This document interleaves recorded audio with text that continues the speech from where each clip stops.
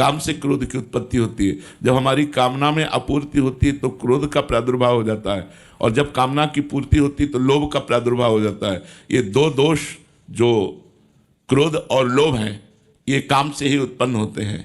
और जो अहंकार है, ये त्रिगुण माया का सृजन करता है, इसी से त्रिविध अहंकार प्रकट होता है। तो ये जो अहंकार है, मूल सबका अहंकार है। जिस अहंकार से काम उत्पन्न होता है, देहाभिमान से ही काम उत्पन्न होता है, काम से ही क्रोध उत्पन्न होता है, काम की पूर्ति में लोभ उत्पन्न होता है, और ईर्ष्या या ज्ञान के कारण है। तो हमें सबसे पहले प्रार्थना करनी चाहिए कि हमारा देहाभिमान गलित हो जाए, क्योंकि अहंकार नष्ट हुआ तो क्षय नष्ट हो जाएंगे।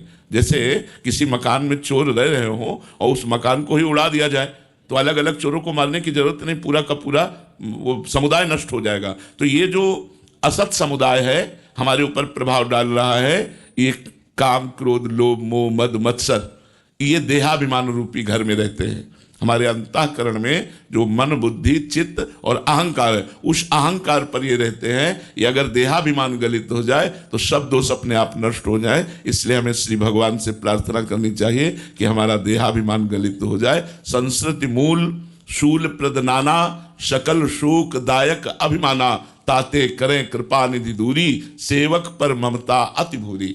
भगवान को अपने भक्त से बहुत प्यार है, तो सबसे पहले देहाभिमान नष्ट करते हैं। जहां देहाभिमान नष्ट हुआ तो काम क्रोध लोभ मोह मद मत्सर अपने आप क्षीण हो जाते हैं। देहाभिमान नष्ट होना बहुत कठिन है।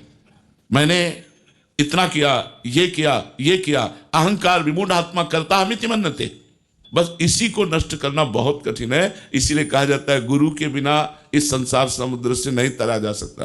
क्योंकि जब हम गुरु की शरण में होते हैं और उनकी आज्ञा के अनुसार चलते हैं तो हमको लगता है गुरु कृपा से आज हमको गंगा नहाने को मिला, गुरु कृपा से आज हम तीर्थराज प्रयाग आए, गुरु कृपा से आज हम काशी गए, गुरु कृपा से आज हम वृंदावन आए, ये हमारे ऊपर गुरुदेव की कृपा है। जब वो कृपा को देखता है तब अहंकार नष्ट हो जाता है, और जब अहंकार होता है तो कृपा नहीं दिखाई देती। और अहंकार जहां जिस साधन पर हुआ वो साधन माया को नष्ट नहीं कर सकता।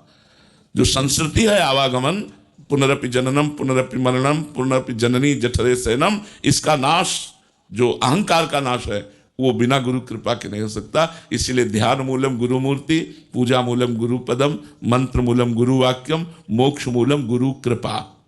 मोक्ष मूलम गुरु कृपा।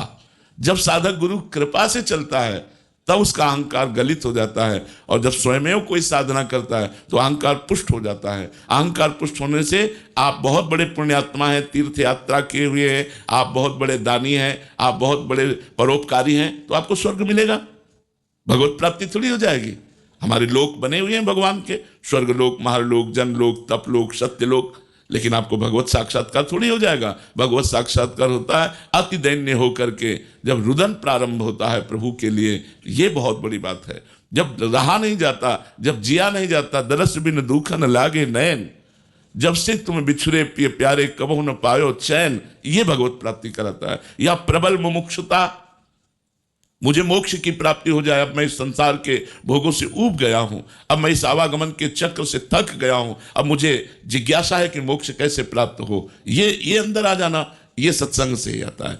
तो बिना सत्संग के ये सदगुरु की प्राप्ति नहीं होती, और बिना सदगुरु की प्राप्ति के अहंकार गलित नहीं होता, और बिना अहंकार के गलित हुए मोक्ष या प्रेम की प्राप्ति नहीं होती। तो हमें सबसे पहले अहंकार के गलित होने की प्रार्थना करनी चाहिए।